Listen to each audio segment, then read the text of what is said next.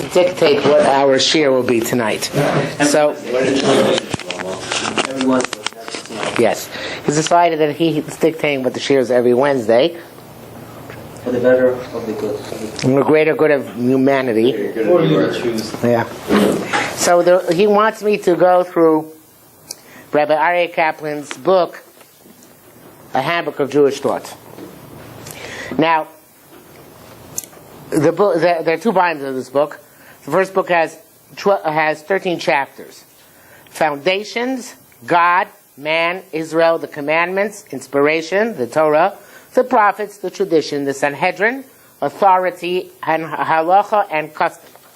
The second volume, which was put out much later, is actually after he passed away, has belief in God, love of God, martyrdom, ultimate sacrifice, preservation of life, financial sacrifice, fear of God, respecting God in speech, reverence of the sacred, keeping the commandments, individual responsibility, mutual responsibility, morality and sin, forfeiting eternity, repentance, confession, atonement, reward and punishment, divine providence, apparent injustice, judgment, prayer, immortality in the soul, the pre-Messianic era, the Messianic era. So Shlomo has decided that we are starting from foundations in the beginning of the book. Sounds logical. Okay? None of this is logical. It's all your decisions. Okay, now. Sounds good, Shlomo. So, number one is the foundation of Judaism and the base of all true religion is the realization that existence is purposeful and that man has a purpose in life. Now, this is an assumption, right? The assumption is that there must be meaning. Why must there be meaning? There could be several reasons why there must be meaning. But Rabbi Kaplan chooses to say, both man and nature have meaning because they were created by a purposeful being. It is this being that we call God. So, he chooses to say that the reason why we assume there's meaning is because there is a God who created us. If God created us, there must have been a purpose for that because we assume that this being, this all-powerful, all-capable, all-knowing being, would not have made things at random. If human beings don't make things at random, and we are not divine, so certainly those which are divine, we would assume, don't do things at random, but rather purposefully. That's a very important point to make here, which is, one of the things in Judaism we do quite often is extrapolate from human behavior to Hashem's relationship with us. Meaning, we perceive from Tanakh, from logic, from philosophy, that Hashem created human beings to reflect His traits. Tselem Elokim, it's called in Chumash. So therefore, if we find certain characteristics within ourselves, and certain characteristics which typify a good person among human beings, right? It's something, person who's universally regarded as good as certain qualities. And conversely, certain qualities regarded as universally as bad, or almost universally. So we would assume that God is teaching us a lesson. And if human beings feel a need to have a purpose, so then reason dictates to us that God had a purpose in creating this world, which He imparted to us, although we have to figure out perhaps what it is. Now, another point I want to make about this is that there was a famous secular Jewish psychiatrist whose name was Viktor Frankl. Viktor Frankl wrote one of the major works in psychology and philosophy of the 20th century, Man's Search for Meaning. And Man's Search for Meaning originally was entitled From Death Camp to Existentialism, because it was based to a large extent on experiences in concentration camps during World War II. But without going into great detail, basically Viktor Frankl held that the main issue in our life is lack of meaning. And people are depressed is because there's lack of meaning, lack of purpose in life, and lack of meaning in life. And that people who are high functioning is because they feel purposeful and meaningful.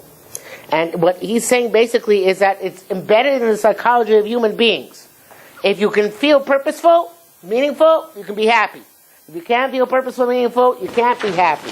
It has nothing to do with your activities, your accomplishments.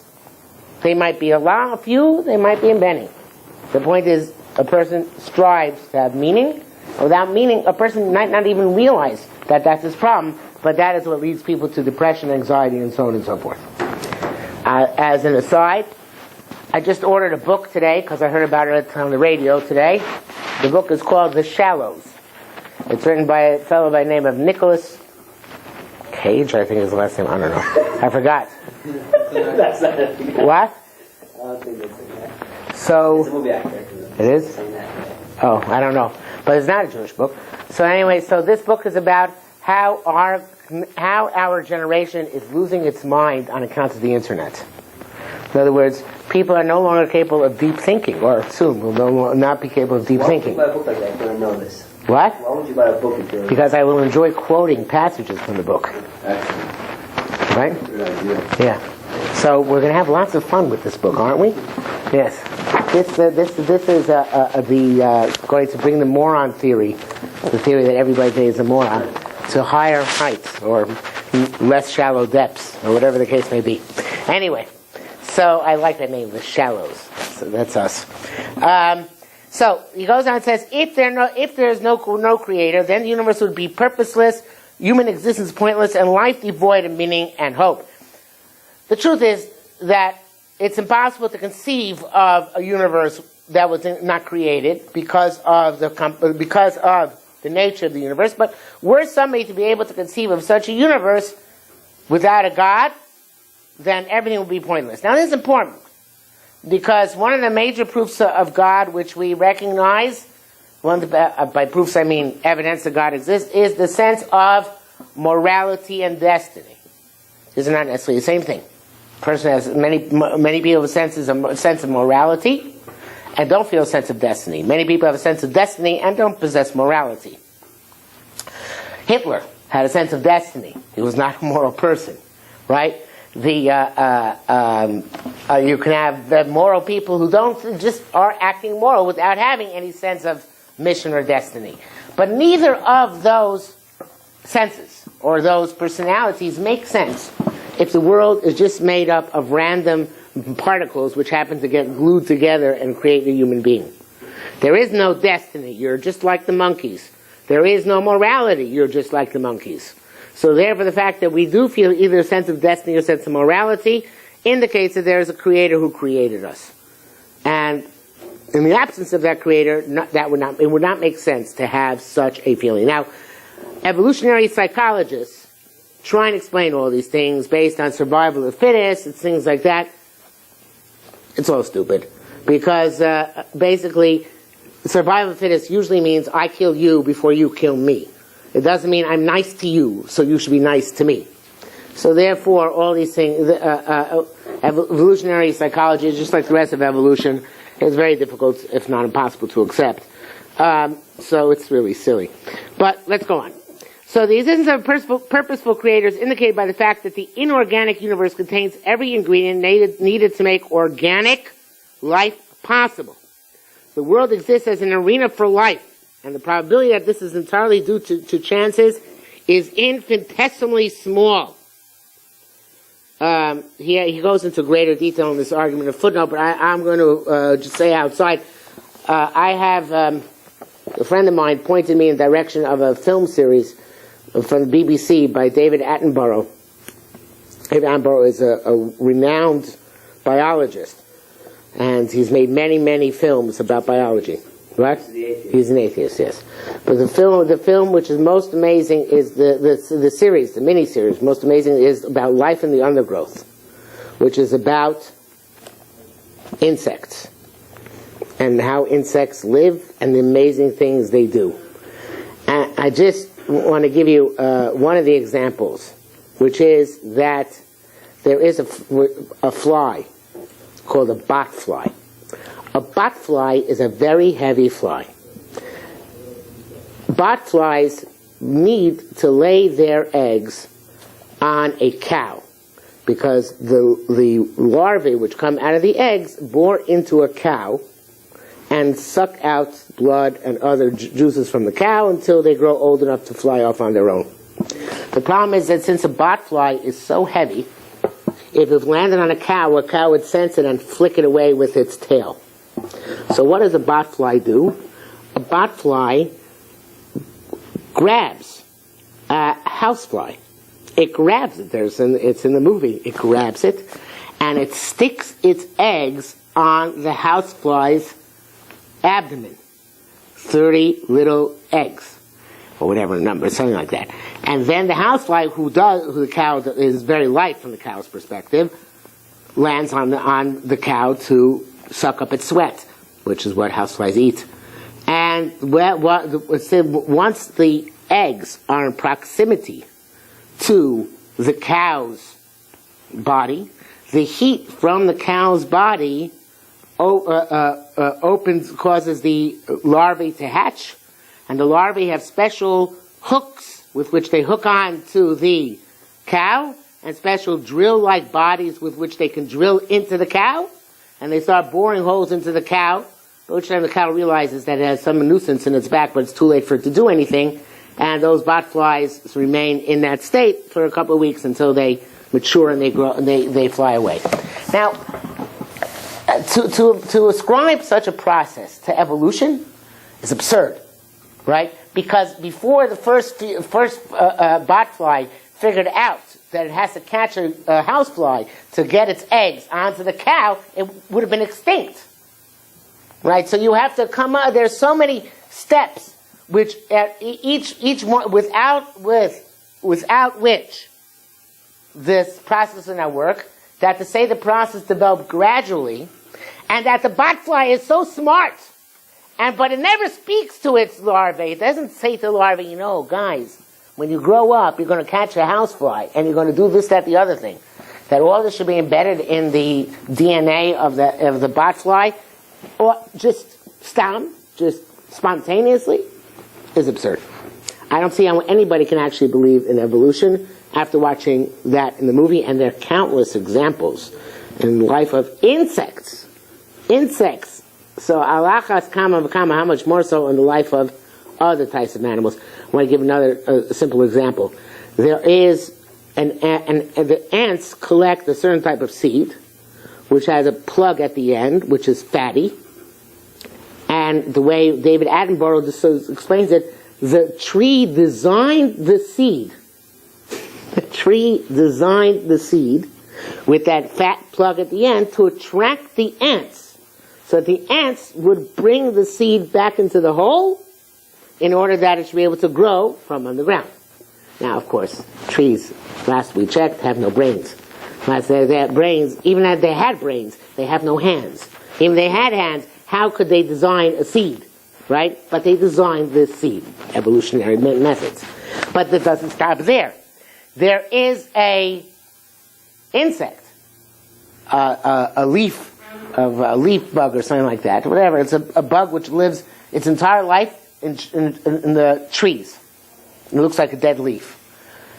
When it comes to lay eggs, it lays an egg which it has designed to look exactly like the seed of the tree. So with that fatty plug at the end, so as to deceive the ants, and then the ants take this egg underground, where for some reason the ants who are eating the seeds don't eat the identical seeds of the leaf bug, and there it remains for up to 3 years secure while it develops into its eventual self, which comes out, which then immediately goes up into the trees and for it to carry on its life there. So again, the tree designed its seed. The leaf bug designed its seed. All this happened by evolution. The whole thing is absurd. So when I say this very often, people, in MTA, in high school, I teach in the morning, at first are shocked because the received wisdom is that evolution is real, and the received wisdom in the secular world and in secular studies that evolution is real, and anybody who challenges evolution is, a religious wingnut. But in fact, the opposite is true. To believe in evolution is a far greater act of faith than any act of faith which religion requires. So what Rabbi Kaplan is saying here is that the existence of life, in and of itself, is sufficient indication of a creator. The world is a book which has written on it, God was here. Now what happened after that, that's a separate question. I want to point out, evolution works fine as long as you assume that God created the DNA. If you want to assume that God created all the various different forms of DNA, and then they develop in various different ways after that, that's fine. No problem with that. I don't know what you gain by that, but I don't have any problem with that. But DNA in and of itself is an extraordinary miracle because DNA stores information. But that information, how did those chemicals know to store that information? How does an amino acid know to store patterns of creating certain forms of seeds? And how does the DNA know to, in one species, to make wings, and in another species not to make wings, and so on and so forth? So, the argument of most of the people who believe today in intelligent design is from all the information created, encoded in the DNA. Because information, logical information, which actually has miraculous implications, does not come into being on its own. So in essence, the DNA is a very, very far greater form of the proof of God, which runs along the lines of the book in the desert. So you find a book in the desert and has handwriting written, and it's written in neat rows, and it has logical sentences and constructs and paragraphs. You don't assume that ink fell spontaneously and created this book. You assume somebody dropped a written book there. So too, we don't assume that the world came to being spontaneously, but rather that there is a creator who created it. Okay? So that is that is the purpose of creation. Well, I should say purpose. That is one of the things creation teaches us, that there is a creator. In recognition of this, the psalmist said, that was King David, I will give thanks to God, for I am awesomely and wonderfully made. Now, the human being, from his own functioning, should really be able to come to a recognition of God. All the complexity which goes on beneath the surface of a human being, in all of his organs and all of his functioning parts, is amazing, is extraordinary. And therefore, David HaMelech says, I, myself, am wonderfully made. And he also, it's written in the Eob says, from my flesh I will see God. So that is, God's handiwork is discernible from the very fact that human flesh can exist. Now, the skin itself is a wonderful thing, but that's not what it means. When it says human flesh, it means the existence of human life with all of its miraculous phenomena. I should add, in this respect, that the whole notion of reproduction, sexual reproduction, is absurd from an evolutionary viewpoint. Why would you ever want to split up? If you had a creature which could just subdivide and reproduce itself, why would it ever want to, and how could it possibly decide, okay, no more, for now, male and female, right? Because first of all, it doesn't make sense. Secondly, how do you decide that? How do you separate that? How do you separate the X chromosomes here, the Y chromosomes there? And even plants have male and female aspects to them. And the male and female plants, in some very stupid evolutionary developments, very often cannot pollinate themselves. The male pollen has to be brought to another female flower, and and vice versa. In other words, you would think if evolution is survival of the fittest, so the best way to survive is to pollinate yourself, not to have to go pollinate somebody else. Okay, that's just another example of how evolution is absurd. Now, the next paragraph goes into a slightly different, Shlomo asked for this, and Shlomo's not here. I'm not happy about this. Well, I've been trying it. Okay, good. It is likewise taught that even inanimate things praise God. Their very existence is a hymn, demonstrating God's handiwork. It is thus written that the heavens declare God's glory, the firmament tells of His handiwork. Now, it's important to note that there are two possible ways of conceiving of that. One way of conceiving of that is that, well, imagine we perceived here a beautiful building made out of marble or made out of steel, bricks, glass, whatever it is, so one can marvel at the amazing properties of minerals, inanimate things, which God made in the world. How glass can be clear, how stone can be can be carved, yet at the same time is very strong. Mortar exists can be made to combine bricks, and so on and so forth. So that would be a hymn in a very abstract sense, because that would mean that there's a hymn of praise which emanates from the functionality. Functionality of creation is in and of itself a form of poetry. But there's another level of understanding, which is that the inanimate objects themselves have spiritual underpinnings. The Chazal say about grass, you don't have any blade of grass that doesn't have an angel stands over it and hits it and tells it to grow.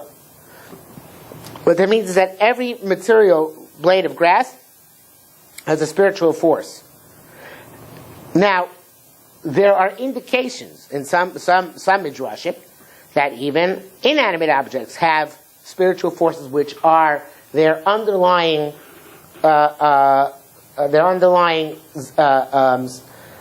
means of existence. And a classic indication of that is where Yaakov Avinu, where Yaakov comes to sleep, and he puts 12 stones around him. And the stones, all, according to the rabbis, all argue and say that the tzaddik, the righteous person, should put his head upon me to serve as a pillow.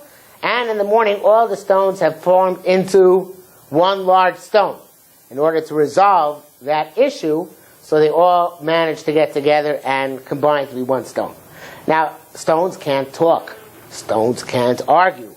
Stones have no mouths and they have no brains, even less than trees. So therefore, if we take this medrash as having any measure of literal connotation, and it might not, it might be totally metaphorical. It might be totally metaphorical. But if it's not, if it's literal at all, so what it's talking about is not the stones themselves, but the spiritual forces of the stones. And even an inanimate object has a spiritual force, a different kind of spiritual force than a blade of grass. But it has a spiritual force which sustains it. And this is a very Kabbalistic notion. Kabbalists told that there is nothing which can exist without spirituality underlying it. And therefore they have one of the major problems in Kabbalah is, how can evil exist? Because if spirituality has to underlie everything, so spirituality must also underlie and sustain evil.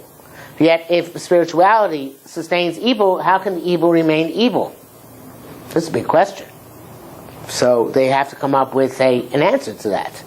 So the answer they come up with is that when a person who has done something positive, like a mitzvah, this is very simple, oversimplified, but just to get the notion across. A person who's done a mitzvah then goes and does avera. He does something good, then he goes and does something bad. Does something bad. So he already had accomplished an aura of holiness when he did the good thing. Now, when he does the bad thing, that holiness which he possessed already is drained and sucked up by the power of evil through this bad deed which he has done. That's called the way the Kabbalists say it is that the klipos, the wicked husks, are nizainim, are sustained me'achorayim de kedusha, from the backside of holiness. So it can't be direct. It only can be that the holiness was there, and then somebody allowed it to be drawn off and shunted off in some way, and manipulated to then support evil. Okay? So, again, it could be that when we say that even inanimate things praise God, it's referring to the spiritual forces, which are their underpinnings and their the powers which sustain them. Okay. It is likewise taught. It is unthinkable to conceive of a universe as arising by chance, without a purposeful creator, as is to conceive of a beautiful poem written with a random splash of ink, which of course is the proof we mentioned before. The first of the Ten Commandments read, I am God your Lord who brought you out of the land of Egypt from the house of slavery. This is a positive commandment to believe in God. This commandment depends on thought and can be fulfilled at any time. There is one of the Rishonim who argues on this. One of the Rishonim, the Baal Lochos Gedolos, the Bahag, he says that emunah is not a mitzvah. Because I can't command you to believe in something. If you believe in something, believe in me, I can command you to do other things. But the belief can't come as a result of a command. It has to come as a result of conviction, which you've convinced yourself, rationally or emotionally, to believe in something. So therefore, going to the Bahag, you can't count emunah, belief, as a mitzvah, because it is the step prior to a mitzvah. You can't be commanded unless you believe, but believing precedes commandments. Those who hold that most authorities hold that belief is a mitzvah. How could it be a mitzvah? So the answer would be that a person can have a belief is not just a yes or no prospect. Either I do believe or I don't believe. One can have more profound belief or more shallow belief. One can have belief which is grounded in more thought and more evidence, and belief which is grounded in less thought and less evidence. So the mitzvah of emunah would be not just to assert that there's a God as a statement, but rather to work at a greater and greater belief in God. In other words, more evidence, more experiences, and so on and so forth, to make the belief more meaningful. So again, it's certainly true that we can't command you on basic belief. Everybody would agree about that. And the Bahag stops there. The other Rishonim, the other authorities hold that on basic belief I can't command you. But once you have basic belief, you're commanded to then expand and enhance that belief which you possess. Okay? From its wording, it is evident that this commandment includes an injunction to believe in God, both as the God of creation and as the God of history. Because it doesn't say, I am the God who created heaven and earth. It says, I am the God who took you out of Egypt. Now, obviously that's an important point, which is, Judaism believes that God functions through history. Well, I mentioned this before, but to mention it again, for all the people who haven't been here when I said it last time, and I don't remember when last time was, I have a colleague whose name is Rabbi Schiller, and we argue about many, many things. We have a lot of fun doing so. And one of the things we argue about is whether one can perceive the will of God from the course of history. I say yes, he says no. I say you can see who the good guys are and who the bad guys are, and what's good and what's bad from the way history develops. He says there's no way of knowing, because since you're always in the middle of the process, you never know what the ultimate result is and what the ultimate purpose is. But hindsight. But hindsight's never over. It ain't over until it's over. Okay, but I mean, the Spanish Inquisition's over. You can form an opinion about that, you know. What are we going to say? What? What are we going to say? So that was it. But that you can form an opinion about If it's the will of God, there should be any more acquisitions? Huh? I mean, I'm playing devil's advocate right now. Right. So, okay, so then I'll project this point then, that if you're to hold this belief that that you can't make a value judgment on the past, then what you should be able then when one era is over and time has passed from that era, you should be able to judge what the outcome was. How do you find when an era has ended? Well, you step into a new one and then you define backwards. Like we'll say that the Victorian era, we know that it ended with World War I. But that it was years after World War I where we said the Victorian Yeah, but Victoria died 12 years before that. Whatever, 13 years before. So, but I mean, afterwards, people can say, well, years afterwards, people can say, well, this era is gone. This era no longer exists. yes, but that may be. But even if, and maybe when we look at eras which are long gone, we might be able to get some perspective. But the question is, for example, just the most obvious example is the state of Israel a good thing or a bad thing? So my contention is, what was that phrase? That me was I wouldn't know how to answer that question. Oh, so me being the arrogant, overconfident person that I am, do answer that question. I say that clearly the state of Israel is a good thing because God supports it in a miraculous way. He sustains it despite all the natural forces and very unnatural forces which would destroy it at a moment's notice. And theoretically, they probably could. So he would say, not just use this as an example, not necessarily using it as an actual position which he would take, is that no, the state of Israel may well be an aberration, and it has something which should really be eliminated. It's just that we haven't yet gotten to its point of elimination, but someday maybe it will be. So therefore, you cannot draw any conclusion from its existence. Well, from that perspective, you of saying that we can't ever know anything, we would have to have we'd have to be omniscient to be able to define anything. Right, we couldn't define everything.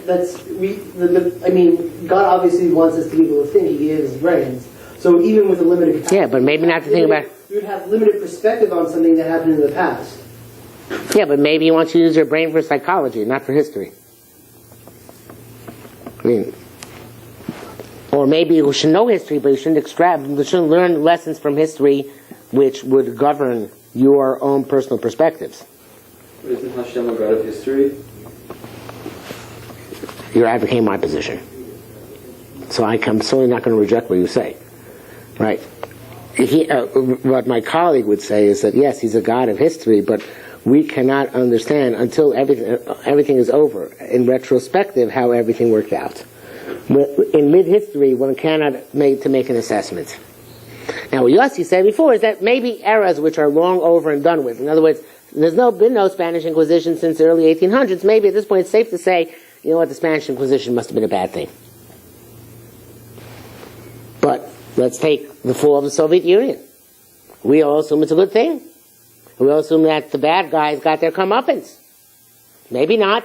Maybe, in fact, it's not good that the Soviet Union fell. Maybe, in fact, we would be better off, and someday we'll be better off when a new Lenin arises and runs a new Russian Revolution.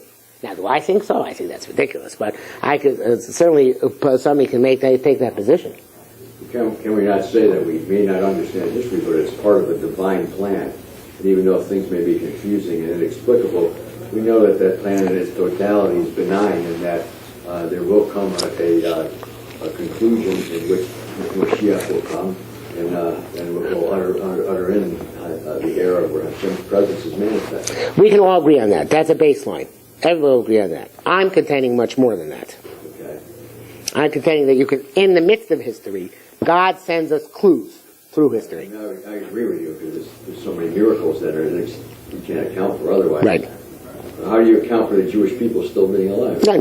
Right. It's that. I'm surprised how your friend could disagree with you, because your position seems so to me. Well, he would contend if somebody came in 1942, just before Stalingrad and El Alamein, Right. and they would conclude from history that Hitler was the way to go, that this makes right, and that there's a master race. So maybe all history is like that. Perhaps from... You guys have a lot of chutzpah. Well, if you look at those there's so many miracles that happened that Hitler got stopped coming across North Africa, for example. It had to be Hashem. Granted, but he'll say that's because later on something happened. So maybe later on something will happen with many things. We just know that Hashem's hand is controlling history. Granted, but he's not denying that. He's saying, can we learn what's good and what's bad from the way we see history progress? In other words, there may be some things that we think are good that are really bad, and vice versa. Exactly, yes. We know it's part of his plan, but we don't know which elements are Yes. bad. Well, aren't there patterns from history through which we can ascertain the good and evil of civilizations that have risen and fallen? I think people said that wherever the homosexuality became permissible, or where the morality of that country went down, the civilization so went down with it. Almost every civilization. Among other things, Morality. like excessive spending on entertainment or I'm not sure. This is something else. You want to learn economic lessons from history? No, not necessarily, but economic lessons are taught through history. Right. Since Jewish civilization has lasted for thousands of years, one might say that because the morality of the Jewish people has endured, so have the people. And conversely, other nations, those that have fallen, Egypt, Rome, Babylon, which have lost their morality over time, have fallen because of these reasons. Besides the actual practical political aspects. So, again, I would agree with you, but one could make the argument, which one of my sons always says. He says, correlation does not imply causation. It doesn't, but there's a relationship. You can correlate the two, but who says one causes the other? Maybe they correlate for some other reason. Right. So I hold that no. There are certain correlations which indicate causation, but that obviously can be a matter of our disputes.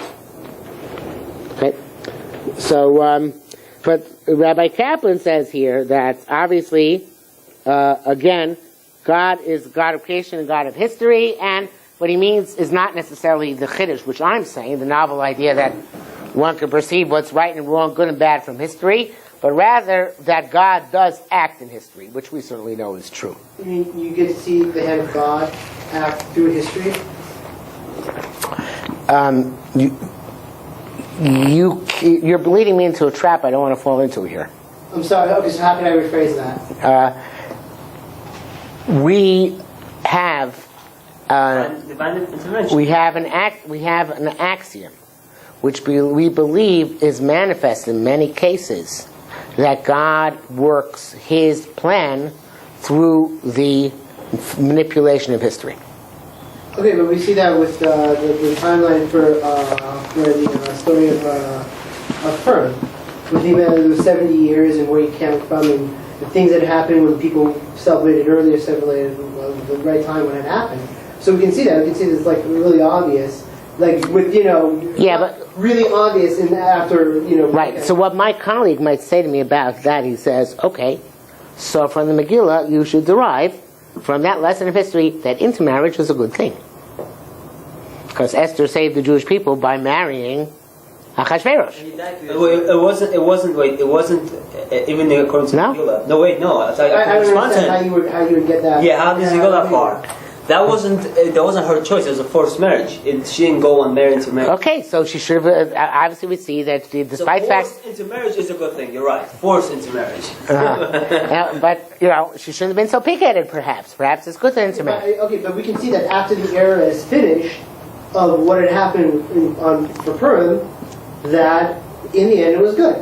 Because in the end of that story, things happened the way they should have. And the era is over, and that's why we can look back at it with hindsight and being 2020 and see that what had happened was a positive thing.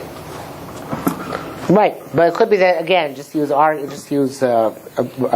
that, even though I agree with you, is that could be where Chazal tell us something was good, and they make it part of the Tanakh, so Chazal have a special insight into these things. Whereas we morons, we have no way of knowing. Or perhaps there's one other way that we can look at it from, I'm thinking of Ruth, whose ancestors were the creators of Moab.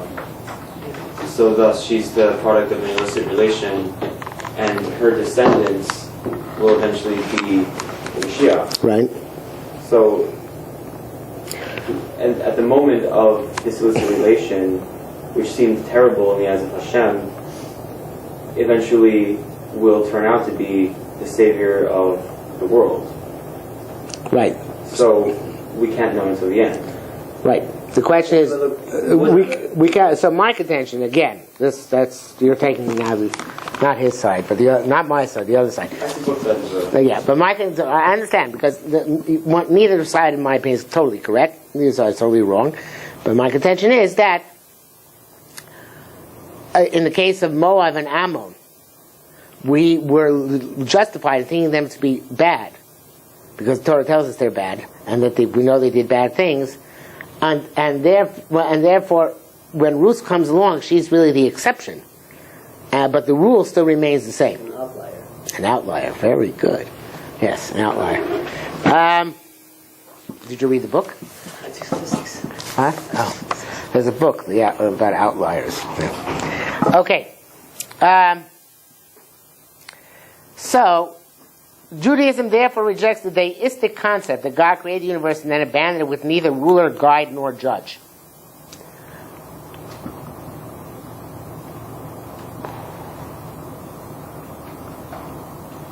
What are you doing?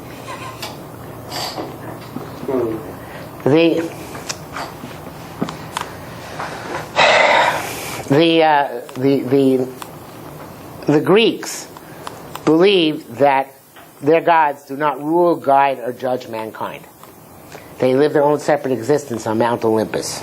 Sometimes they interfere with us, but they're not ruling it, guiding it, or judging on a constant basis.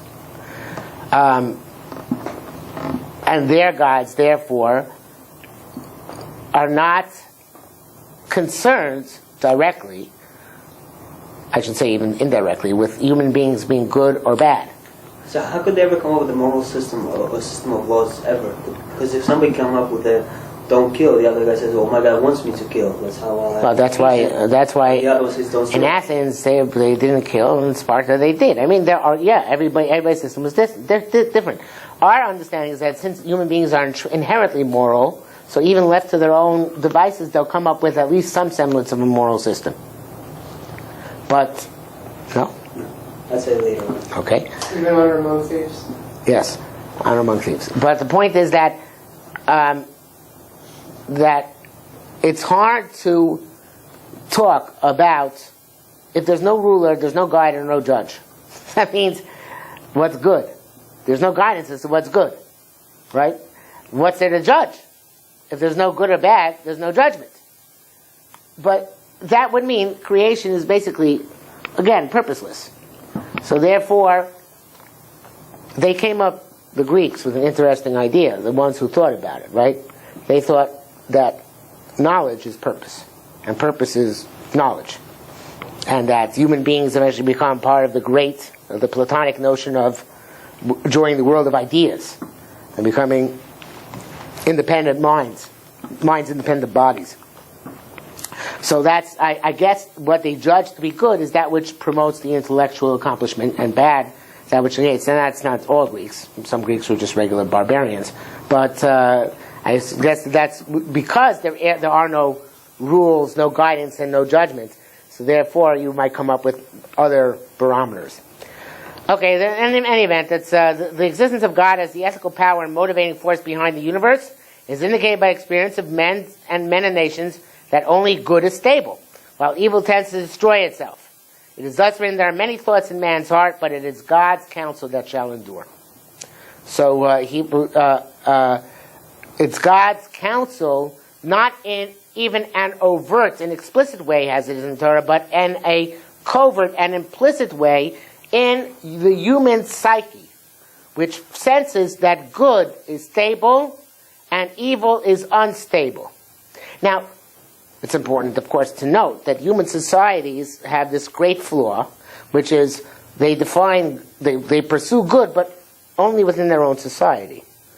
Whereas towards other societies, they're perfectly willing to be evil, because they dehumanize those other societies, right? The mafia has a tremendous code of honor internally, right? Very powerful loyalties and very powerful sense of goodness, and a lot of them go to church. But the rest of humanity is only a tool for them to exploit, right? So human beings know they have to have good, but they are able to then rationalize and say, yes, but only good among ourselves, who are the true humans, and not versus the other people who are just our tools to be exploited. What we Jews are supposed to have taught the world, although we have not completely succeeded, is that we're supposed to be good to everybody. Like it says about Hashem, V'rachamov akol ma'asav. He's merciful to everything, you should be merciful to everything. We haven't even learned that lesson ourselves. We can teach it to other people, but that is the ideal. Okay? I think we'll stop here. You like this? Yeah. We'll keep trying it. What? We'll keep trying it. Keep trying it? I thought it was better than. Yeah, you weren't here. I was here for 45 minutes of this year. No, you weren't.